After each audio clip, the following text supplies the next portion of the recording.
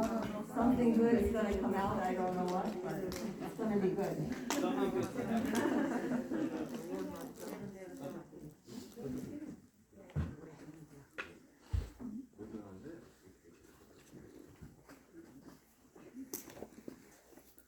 Hello. I'm Bob Bowen. You wanna hold it or just slide it? That's it. It's really good. I need more.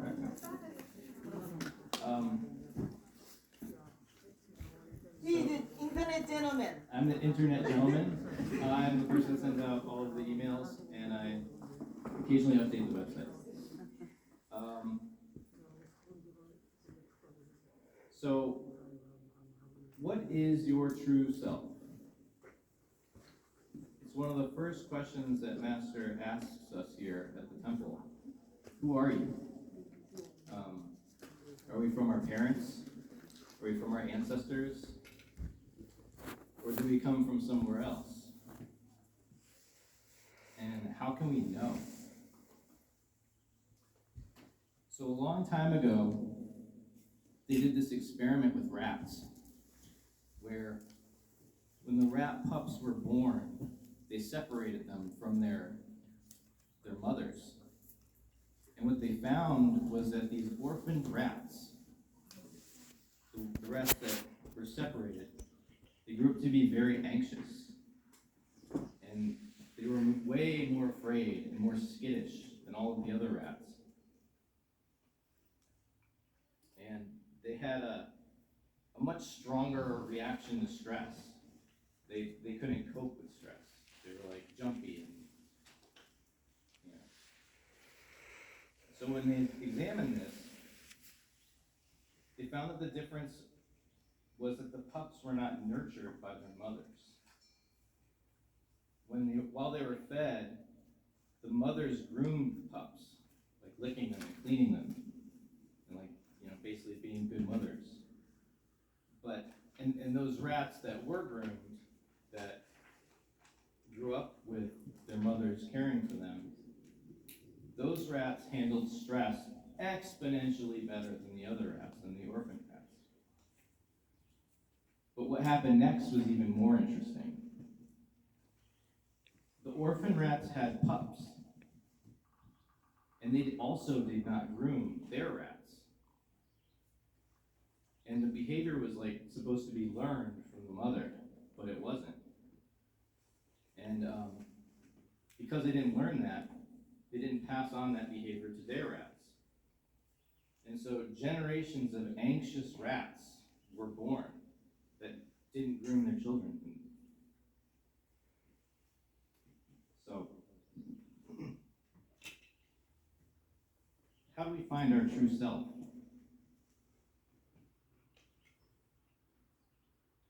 When we meditate, we sit quietly and we clear our minds, right? We focus on our mantra that Master gives us. Who am I?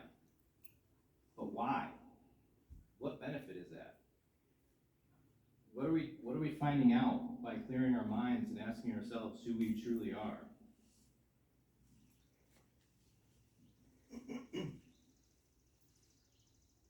So, okay. When the scientists were on their 10th generation or whatever of anxious rats that they made, they came up with an idea. What if we took the anxious rats while they're still young enough to be fed by their mothers, and we gave them to the non-anxious rat mothers. And what they found was that the baby rats that were adopted by the mothers, they then grew up to be non-anxious. And they were less anxious than their orphan parents. And more importantly, when those adopted rats grew up, they groomed their rats. They're young. And the cycle was broken. Need some water. So who am I? All of these experiments with the rats eventually became part of a shift in thinking. Oh my gosh, Thank New you, one. thank you. This is a new one though? New one. Just open it. All of these experiments with the rats, they eventually became part of a shift in thinking of like how our brains work. Because back then, people used to think you were born with your brain. All your brain cells didn't regenerate. That was it. If you whacked your head, you get into a car accident, that's it. You lose your brain cells, and But they found that not only does your brain grow new cells, it has an amazing ability to adapt to trauma. They used to think that when you went blind, part of your brain that saw just like atrophied and died and didn't work anymore. But with MRIs and all these scans and special things, they learned that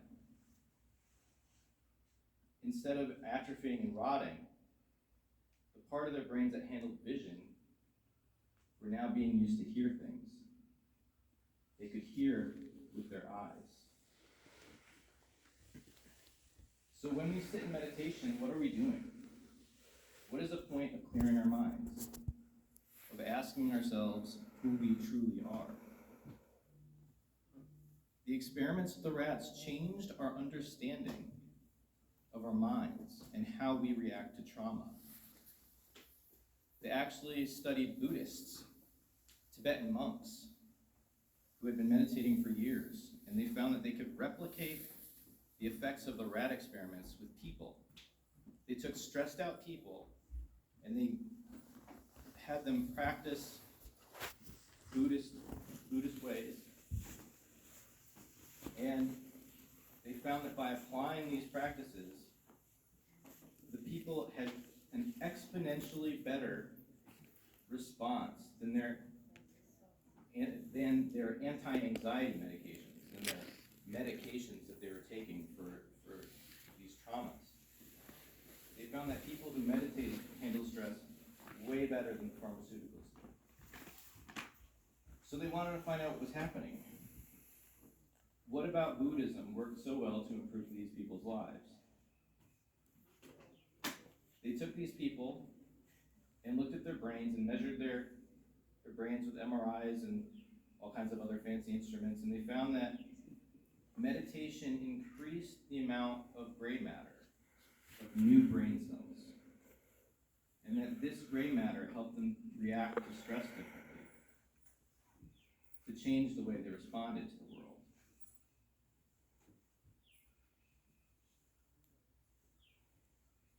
So these people who had generational trauma, whose parents would yell when they were stressed, would get caught up in like self-loathing and had substance abuse issues. These people that took these Buddhist practices now, when something didn't go their way, when they didn't blow up and start yelling anymore, they didn't react the way that they used to.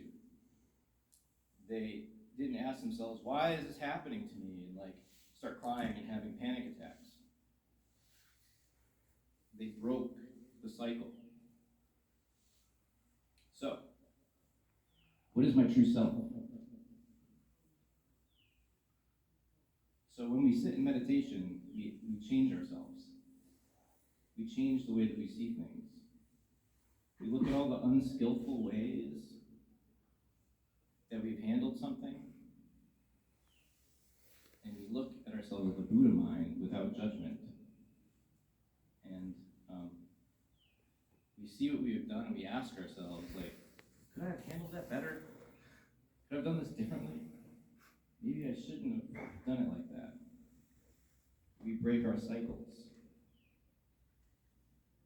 We see that the way that we are is because of our trauma, because of our parents' trauma, because they didn't have the resources to fix their unskillful behavior. But we do.